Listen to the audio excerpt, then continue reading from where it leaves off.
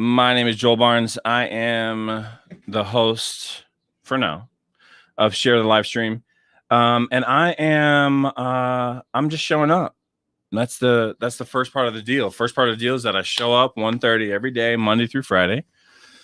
And I just say what up, make space, make sure people know that they're not alone. And part of me and my participation right now in my life is that I can show up and make sure that people know that they're not alone at a certain time of the day, every day, and just be like, yo, what up? I'm here. We're here. I Am Legend is the movie where Will Smith, it's an apocalypse, zombies, and all that stuff. He's the only person in the world. He goes to the pier every day at noon and he broadcasts, I will be there at noon every day at 12 o'clock. Well, my 12 o'clock is 1:30. And so I'm showing up today at 1:30. Just be like, yo, I'm here. You're not alone. Can't be alone if there's someone, that you can count on to be there. You know what I'm saying? It's like part of the whole deal. So my name is Joel Barnes. I am just going to chat it up with you for a little bit. Right now we're listening to, if you're following on Instagram, cool. Welcome. Glad you guys are there. There is another way to watch on YouTube and or on our Facebook Live. We have to share one. Facebook.com. We have to share one. If you're part of that Facebook group, you can pop over there. You can actually hear the music that we're playing in the background. And if I share my screen, you'll be able to see it. If IG works for you, then great. Look, I actually tried to make my bed a little bit today. I'm proud of myself. It's not often. Actually, it's only when I'm streaming, to be honest. But I'm going to put a link in the description on the share stream and or on the YouTube stream to join our Discord.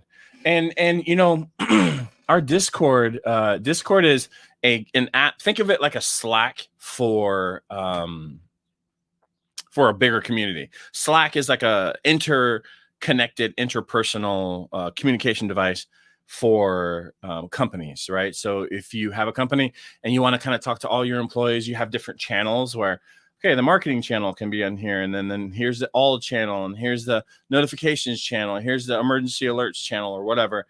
Think of Discord like that, but that's what I'm using to kind of organize this nonprofit ministry startup business that we're putting together. And so a lot of information goes on there. There's topics for live stream. There's scriptures and encouragement on there. There's places to ask for prayer requests and quotes. This channel, I didn't realize this particular channel has ads, but we're just going to deal with it because I like the music otherwise. So anyways, join the Discord. I'm going to put the link in our stream. If you're not following on YouTube, click it, copy it, follow it, do it. I mean, do all the things, like, subscribe, all that good stuff. I promise it's a place for good news. I promise that it's a place for community. And it's just kind of like where we're starting. Uh-oh, I put the wrong Discord in there. Oh, no, I didn't. I put the right Discord. That was so I have a couple of them. I have a gaming Discord and I have the ministry Discord. So anyways, share the Discord. That's in the link. Thanks for being here. The topic that I want to talk about today, I think it feels controversial to me in my mind because I understand it from a little bit different of a perspective. What I want to do is I want to caveat it by saying, I don't think that the thought process is wrong. I don't think that, I don't think this quote is wrong. I think that it stops a little bit short of complete connection with other human beings. And so I want to talk about that today.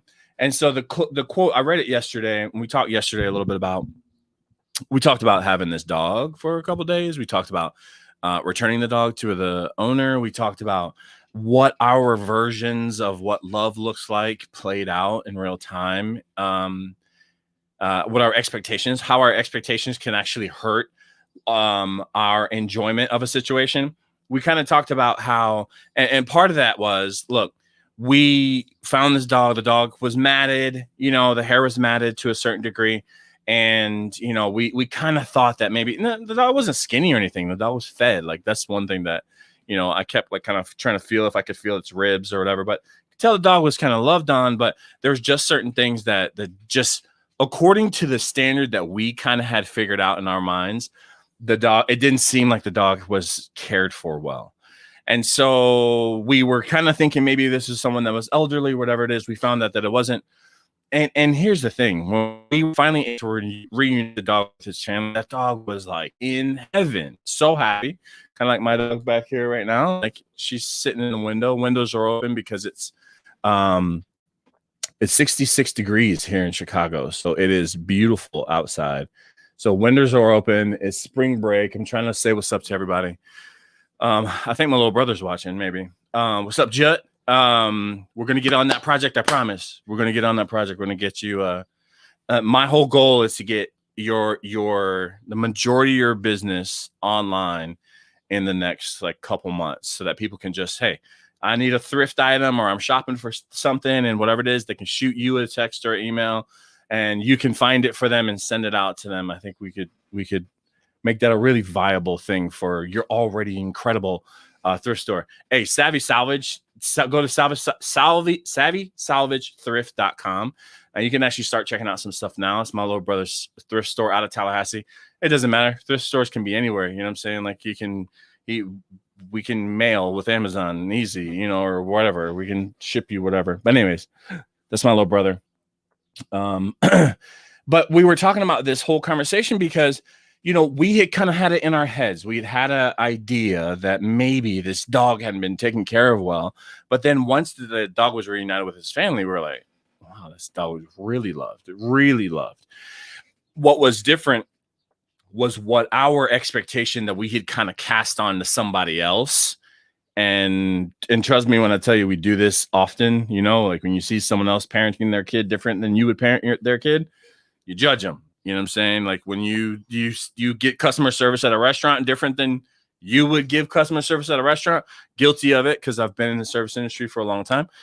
You know, you start to judge them. You start to have an idea about them. Now, where I think that falls short, and what we talked about yesterday is, well, it falls short of the context. It falls short of actually considering all the things about that human. And it's fair, I think, to have expectations. I think it's fair to have certain expectations in certain situations. But I would just warn against expectations in general, period. Because what I noticed, what I saw in that dog that was reunited, was my expectation was completely wrong for that dog's reality. That dog was so loved and so missed and so cherished. And it didn't align with what my preconceived notion was. You know what I'm saying? Like, but then again, like, you got to start thinking, like, who am I to say that someone should do something in a different way? Then we went on to talk a little bit about like how just things are different. People are different. Types of people are different. And, you know, I don't want to typecast or stereotype, but there are things about different cultures that are just different. You know, one of them is that, you know, like, I just don't think that Black people think this. It's just not the same with dogs. And it's nobody's fault. There's no problems with it. But it's like, you know, like dogs are like a bonus, you know, an add-on to the family. You know what I'm saying? Like, and it's the first time in my life, actually, that I've experienced, one of the first times in my life that I experienced, you know, dogs in bed, dogs in the house, whatever it is, was like being in Chicago, you know. And then there's different things about that. And it doesn't even mean that it's not even a black or white thing specifically. It's just different cultures and different places have different ways of doing things, right? Different people have different ways. And the most important thing is, as long as it's not short of love, like everything else, love is the goal, right? So if you can achieve love, then it really doesn't matter what everybody else thinks. You know what I'm saying? Like if you can achieve love, I know for a fact that there's things that I'm doing. I'm not sure where this music is coming from, but I need to find it. I'm 1,000% sure where I'm messing up with my kid, but I'm sure that I'm messing something up. You know what I'm saying? Like I'm positive, but I'm positive that there's something that I'm not doing right, or that I'm doing wrong, or that I could do better at. And the fact that I don't know what that is, you know, it's not I don't think it's a reflection on anything other than the fact that people are incomplete. Everyone has something to learn. And that's the reason why I'm so obsessed with the idea of sharing, because you might have the thing that someone else needs. And now not just obsessed with sharing like resources, but I'm talking about sharing your time, sharing your story, sharing the way that you interact with your kid, sharing different things about yourself that contribute to the greater good of your neighborhood, your community. So I thought it was an incredible opportunity for us to connect with our neighbor. We're friends on Facebook now. You know what I'm saying? Like we're good. We're like doing our best. We're going to do our best to stay in contact. Have play dates, and who knows how our relationship, or how our relationship could actually say like, oh, that particular, maybe she didn't even know that particular dog's hair isn't supposed to be like that. And so just be careful with assumptions. Be careful with expectations. Be really careful with putting your expectations on other people, because there's so many stories and dynamics that you just don't know about. And one of those that I want to really dig into the fact that I've lived in Black culture, I've lived in white culture, I've been able to exist very well fluidly in both. And growing up where I grew up, I've existed in cultures without resources at all, and I've existed in cultures of opulence, and everywhere in between. And I think what that's done is that's helped me to be able to understand when things just may not add up to someone else. And we have gotten into this really weird world where we stay polarized. We stay in our corner, and like, this is my corner, and this is what I believe in. And if you don't believe anything like what I believe, then you're wrong. And I don't want to hear nothing else you have to say about it. When in reality, there's so much ground in between us. And I've been able to kind of walk around on that ground, my whole life. And I think my family, my brother, if he's still tuned in, I think he's had experiences that are so unique because we haven't ever really been able to like been identified as either Black or white or, Latino or Dominican or Puerto Rican, or all the things that people have always thought. And because we've never fit in, we've kind of always fit in. You know what I'm saying? Like, we've always kind of understood how to acclimate to other cultures and how to acclimate to other people. And because we've been forced to acclimate to other people and other cultures, we have literally been able to be considerate of other cultures. And we've understood by not being involved in, or not by not fitting in, we've ultimately fit in. You know what I'm saying? Like, kind of like a higher level fit in. We're kind of like we're the space in between the puzzles sometimes, that sometimes make people help fit together. My mother used to call me she used to call me the peacemaker. It's funny because I used to fight a lot also too. But what was really interesting, even about when I used to fight, like when I was a kid, whatever it is, I was always trying to fight for peace or fight for justice or something like that. Like, it was weird. Like, I was like, we'll talk about me fighting another day. But matter of fact, if you want to hear a good story about me fighting and that scar right there, go back in the episodes. You can follow us on YouTube. And one of my episodes, I want to say between episode 6 and 10. So I think it was last week, between episodes 6 and 10, I tell the story of how I got that scar. And, even though I was the peacemaker, sometimes it was like, sometimes you got to fight for peace, I think. Anyways, and that was not out of wisdom that I was fighting. I was just fighting sometimes for fun. But anyways, the link is in the bio to join the Discord. And the reason why I keep going back to that is because the other night I couldn't sleep, go figure. And I just started writing, and I wrote this topic for conversation here on the show. And so, everything that I've said so far in the last 16 minutes, which kind of like, hey, what's up? Glad you're here. But the meat is this quote. And again, I want to caveat it by saying I believe in the intentionality of this quote. But because humans are saying it, I feel like there are parts of it that are slightly flawed. And I saw this quote in a love is love and love is perfect, love is the key Facebook group. And I agree with those things, by the way. Here's a quote. Love is so much easier than hate. First of all, that already I disagree with. Okay, but I'll read everything else. Love is so much easier than hate.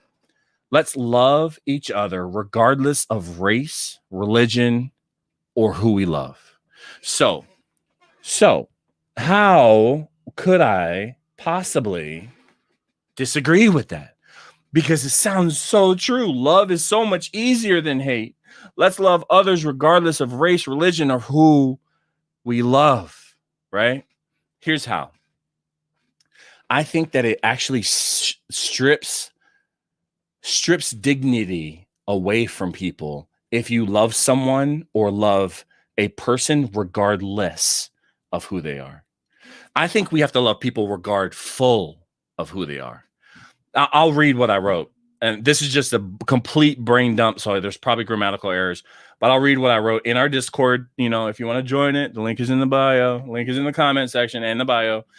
I want to make a note of this quote that I just saw on Facebook. I disagree with it. Matter of fact, it feels more and more like another scheme of the devil. And I'm going to actually talk about the fact that there are evil forces in the world that do not want you to love each other and are trying to work against it, trying to convince us that not to really see each other, not to really appreciate each other. It really feels like it should read, looking at each other and appreciating each other and loving each other, regardful of race, religion, or who we love, is the only way to reach empathy, aka love itself.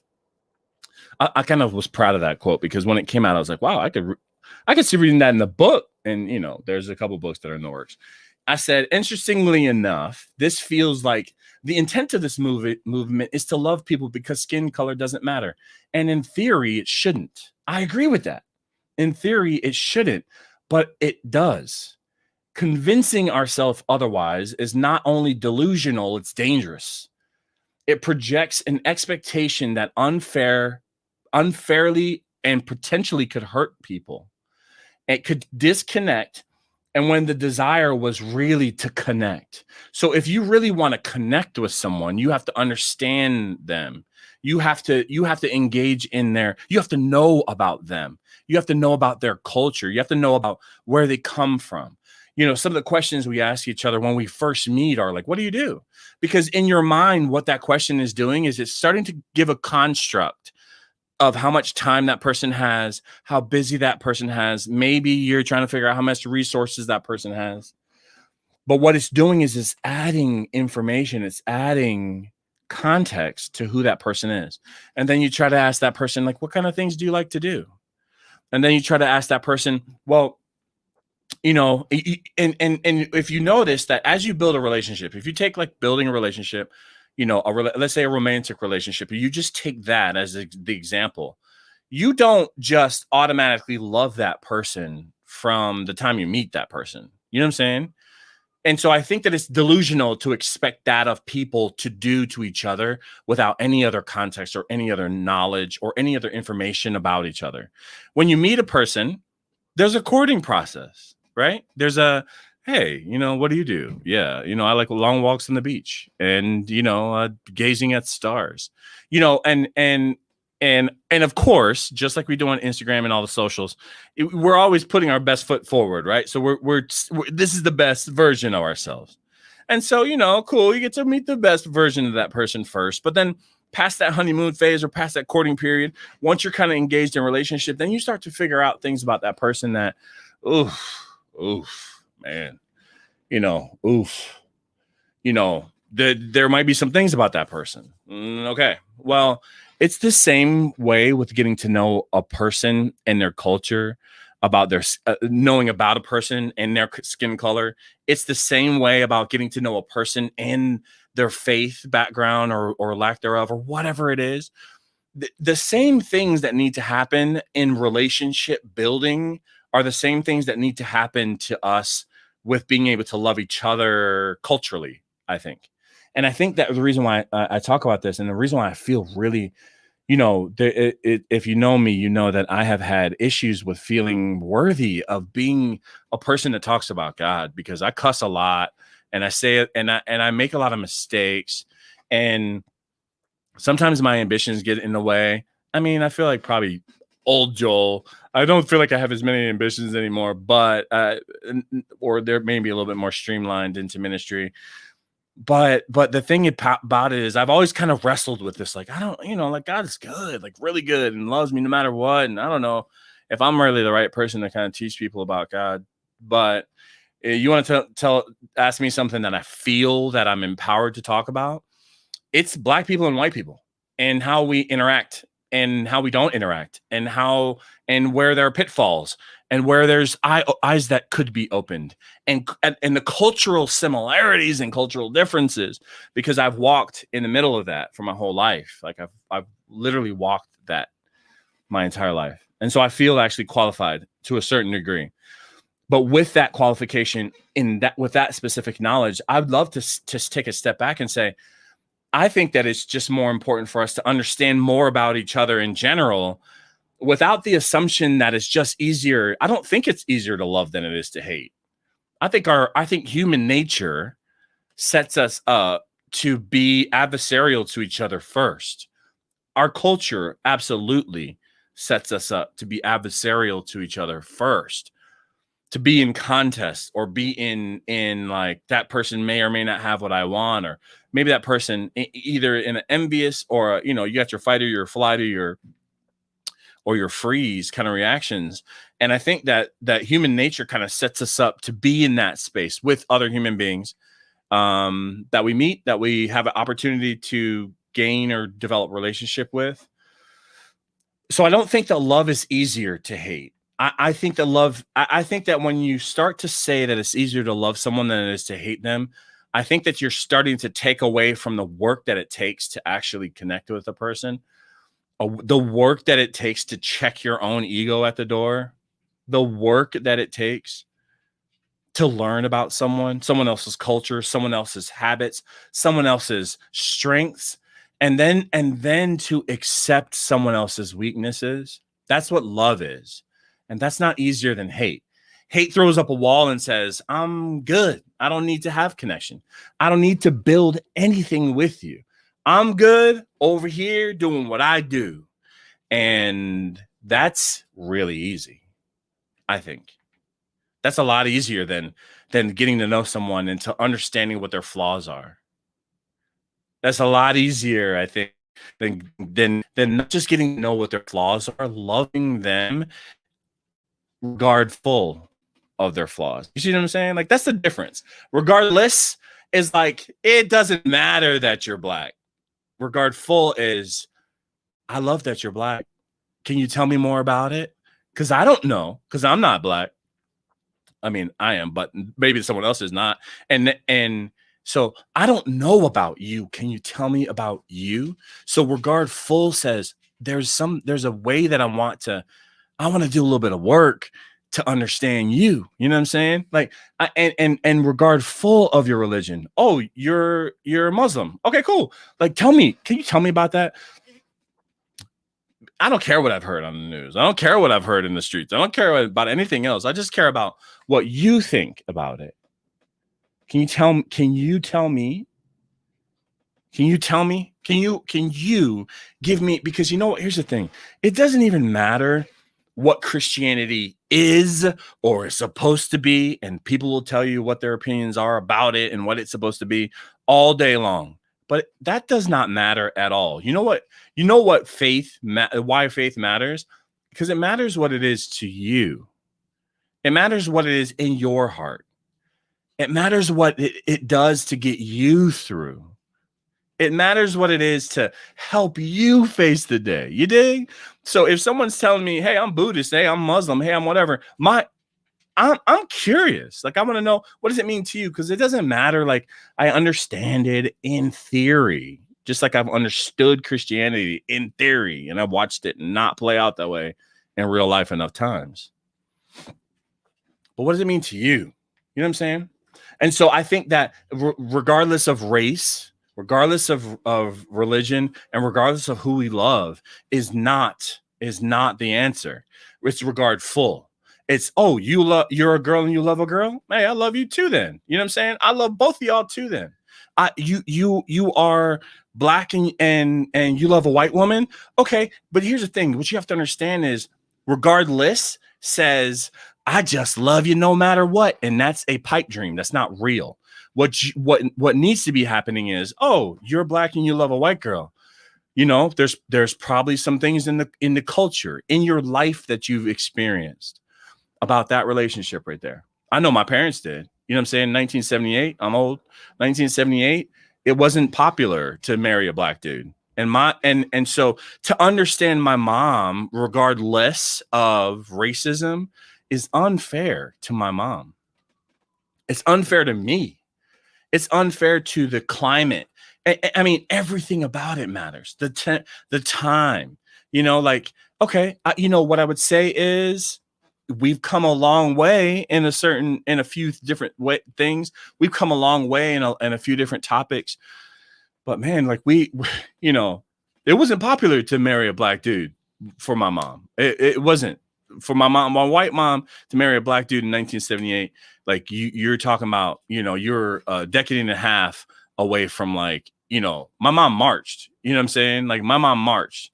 You're not even a decade away from like Birmingham, you know, like it's a volatile time for you to be a white woman and marry a black man. So if you were to take her story, if you were to understand, listen to my mom, listen to her story, and be regardless, and regardless of her story, or regardless of her race, or regardless of the race that she loved, or regardless of the kids that she raised and supported on her own and took care of on her own, then you are selling short her dignity.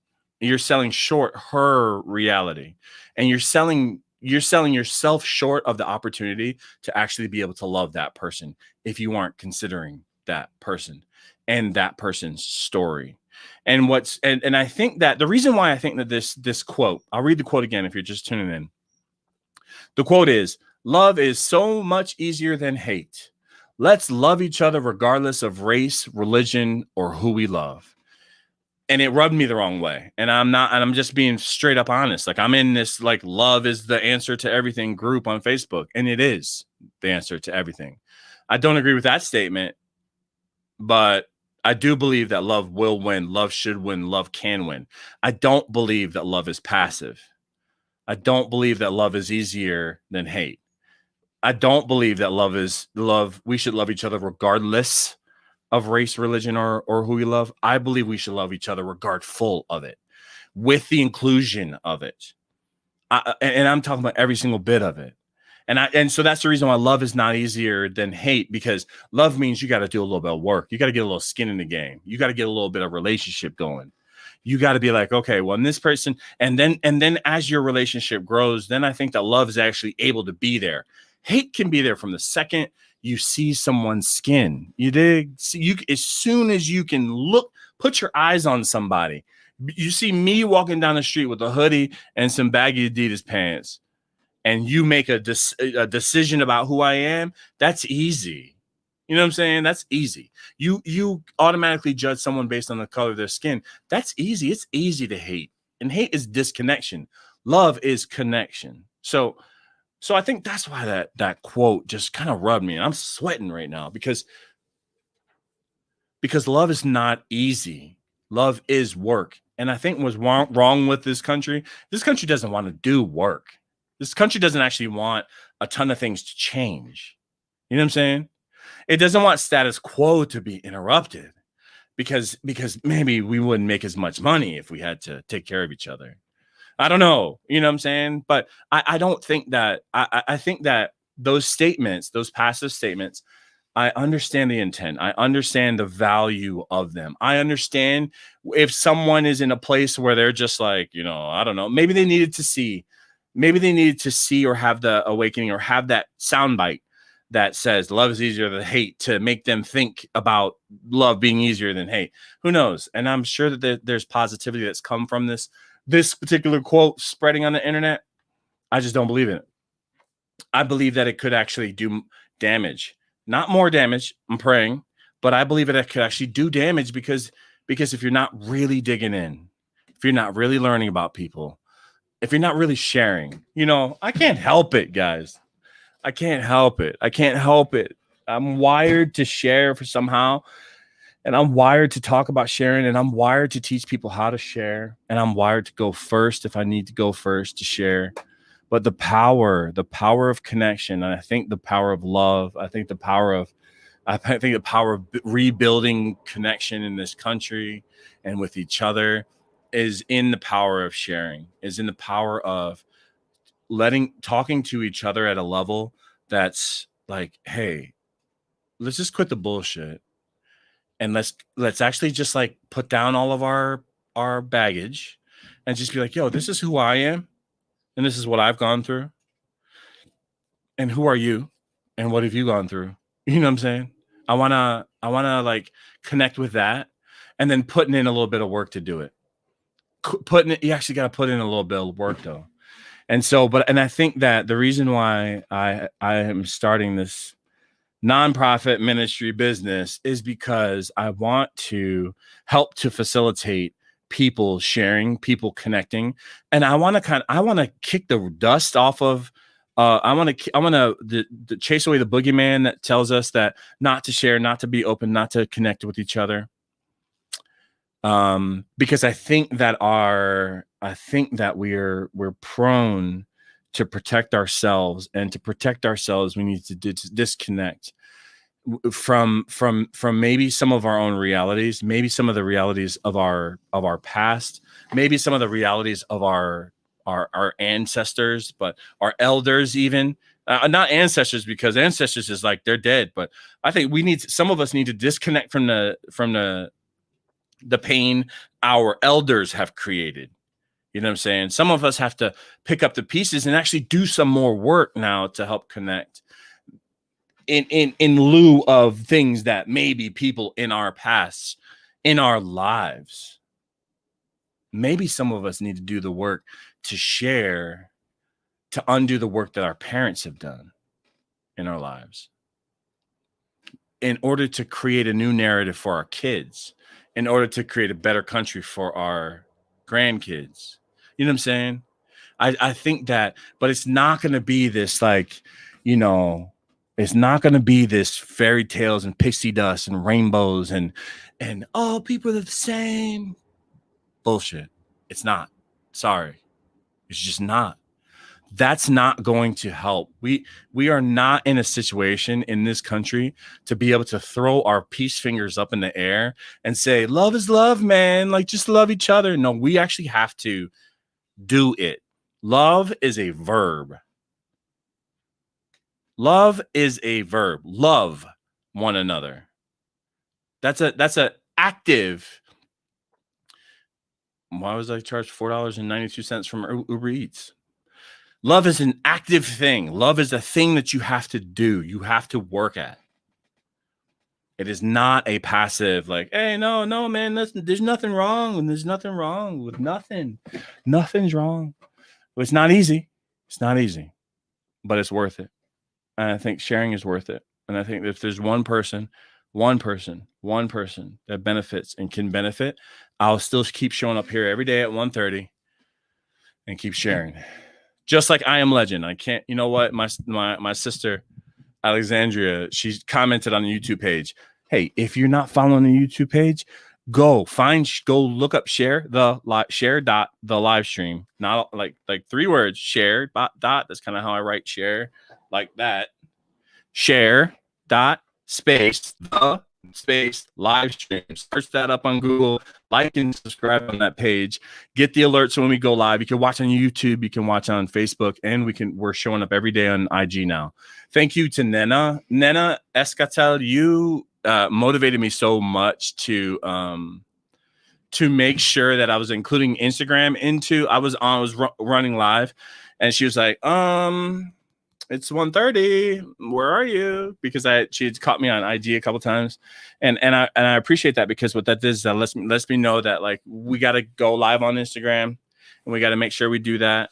Right now, just the goal for March was $2,700, I think, to raise, and I raised $800 of it, and which is incredible because that covered my insurance premium, which I don't even know if I can't even. I'll start crying if I start talking about the timing and everything that was going on, and for that anonymous donor to just drop that on me and help with that has no idea. Part of the reason why I'm doing this project is because it's just the fact I don't have enough. I'm a little bit disabled right now. Don't have enough to survive. And I need to raise some of that, because I'm not able to work. But the other reason is because we're saving for a computer. We're saving for a desktop. A better place for us to be able to go live right now. I'm sorry if it's been choppy. I need to connect. I need a Ethernet connection, and I'm also going to use this machine to do some other content creating and editing and stuff like that. I just can't do it on the machine that I have right now. It's a great laptop for laptoping, but I need a computer. So we're raising $2,000 for that custom build. It'll be valued at like $3,500, but I have a friend who's willing to donate his time and energy and his wizardry to help put the computer together. So it's only going to cost about $2,000, which is a huge blessing, but I got to raise that money. And so if you want to do that, just link is in the bio. There's ways to support or donate there. Or in the comment section, there's the Venmo, the Cashapp, the whatever. If you want to support what we're doing, I'm showing up every single day at 1:30, just like I Am Legend. My sister Alexandria, she commented on the YouTube page, and I keep forgetting like what the movie was. Like, what's the movie that Will Smith, he was just show up on the pier, with the zombies or whatever it is, and I keep stumbling on that in stream for some reason. I keep forgetting like what that movie was, but I'll never forget it now because she just put legend. I don't know if she was calling me a legend or what, but she said I am legend in one of the comments. She says, keep going, brother. And then she just put legend in all bold caps. And I'll never forget that because for whatever reason, maybe is she talking to me? Feeling either way, she helped me remember. So I Am Legend is the name of the movie where Will Smith shows up at the pier every single day at 12 o'clock. And he broadcasts a message, and don't mean to spoil the movie, but you haven't seen it. It's like 20 years old. Showing up every single day is the thing that ended up saving the world. You know what I'm saying? Like someone found him because of the broadcast, blah, blah, blah, saved his life. And then the zombies and then the whole thing. And, all that. Watch the movie. Great movie. Amazing movie. But I Am Legend. I'm not a legend. I'm just saying I Am Legend is the name of the movie. I won't forget it because of my sister, Alexandria, supporting. Thank you so much. And Anto for supporting. Antoinette, you've been really encouraging. There's been a lot of really encouraging people on this project. Natalie, like Hannah. After my first podcast, after my first live stream, Hannah, she was in the other room, and I think her door was closed. My door was closed and everything. And I finished whatever it is. And I just hear in the background. And I can't explain it. I can't explain it how Mario, you've been really supportive. Justice, my little brother. My mom has been so supportive of this. She tunes in sometimes. I think it's just to make sure I'm okay. She knows I'm in the middle of a storm. The worst storm I've ever been in my life. And that's I think what's going to be incredible about this whole season is that this is the worst chapter physically for me, financially for me, and at moments mentally for me in my whole life. And something good, something so good is about to be born, is being born. Maybe it's born already because this is episode 12, but there's things that are happening that are just impossible without God. And what an amazing week we're in, Holy Week. This is the week that the world changed, literally. This is the week that the world changed. This is the week that God sent his son. And after 3 years of ministry, his son was coming into Jerusalem for what ended up being his death and resurrection. an opportunity to connect with our Father in heaven, like directly through the blood that was shed. And these are things that I believe. I don't talk about them a ton because I think that without the context, it might freak people out. But look, this is what I believe. I'm connected to the Father in heaven, my Father in heaven. I'm connected. I get to talk to my dad every single day based on what happened in this week, over 2,000 years ago. So it's I'm a grateful human being this week. Thank you for stopping by. Let's not forget. Don't forget to share. Don't forget to share. That's the tagline. I didn't plan it, but it just came out, I think, earlier on. You could tell I'm starting to get in pain because I start moving around. But don't forget to share. And by that, I'm not talking about resources. I'm not just talking about resources, and I'm not just talking about pain. Don't forget to share. We have enough. You have enough. And if it's resources, you have enough. And if it's pain, you have enough. Share it. Give it away. Let someone else help you shoulder that burden. You dig? Like, share because you have enough. Either blessings or bruises. You have enough. And you need to give it away. That's the reality. So if you're in a situation, you're one of those people that just needs someone to talk to, needs someone to hang out with, needs someone to get on a FaceTime with. Guess what? I won't be right now because I got to lay down for about an hour. But in about an hour, after my body kind of readjusts from sitting is painful for whatever reason.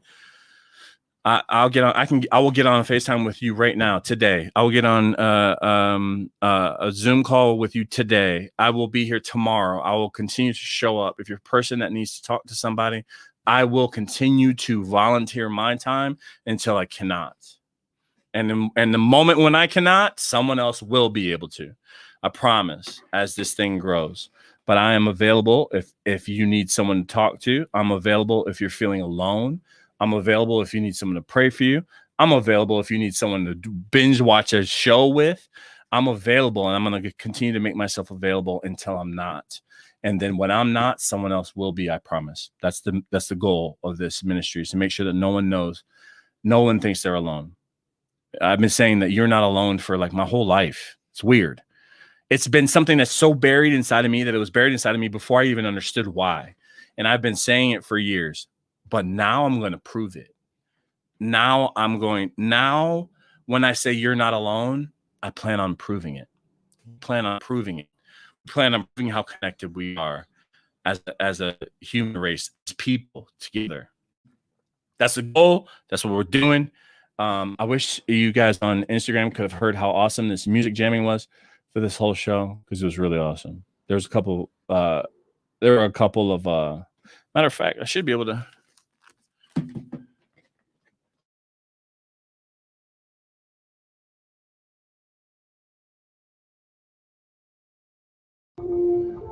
Browser check. I don't know if you guys can hear that, but let me turn that on. I wish I could turn that up a little bit.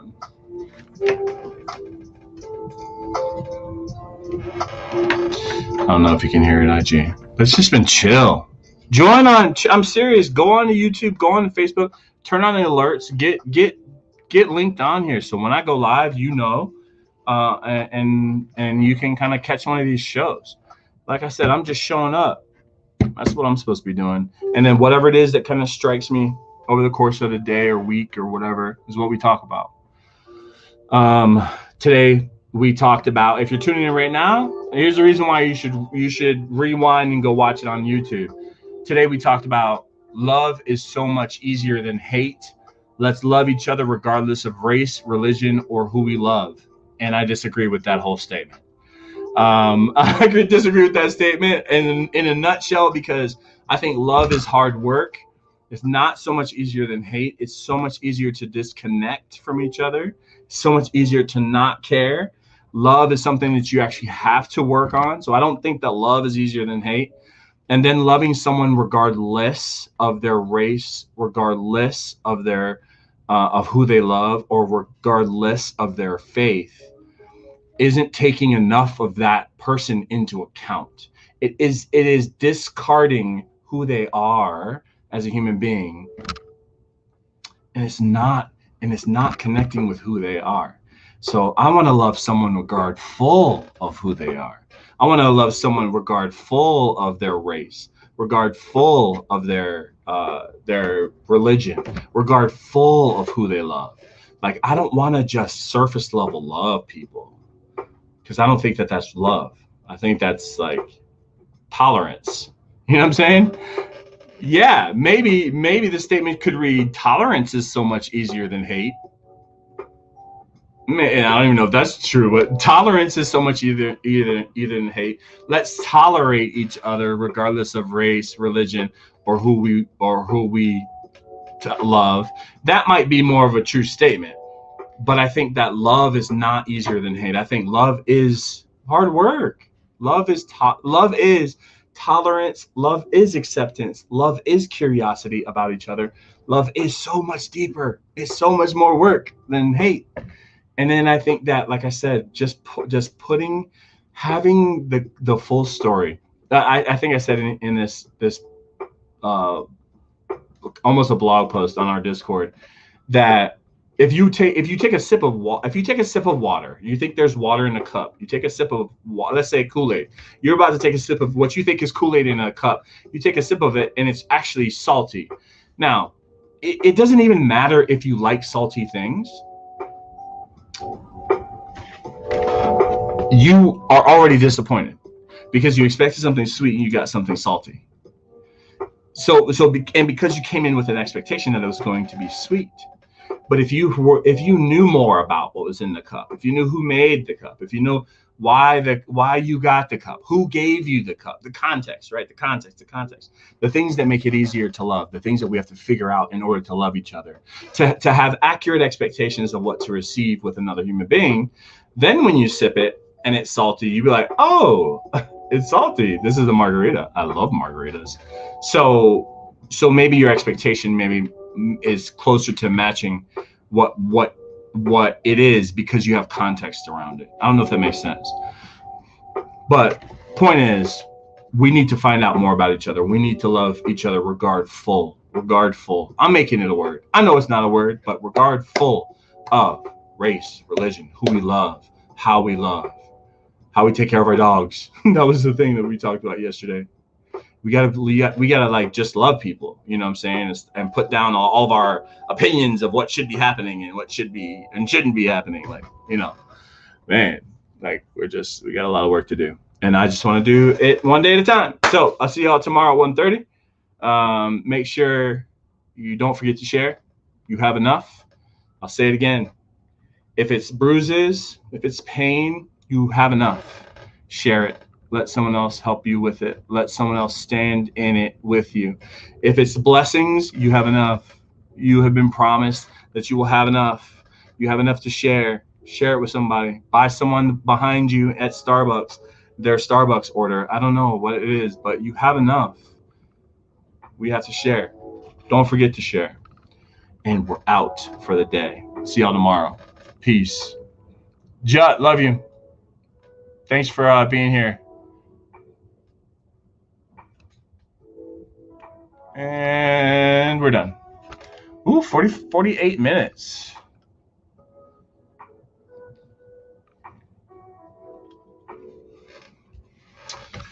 Whew.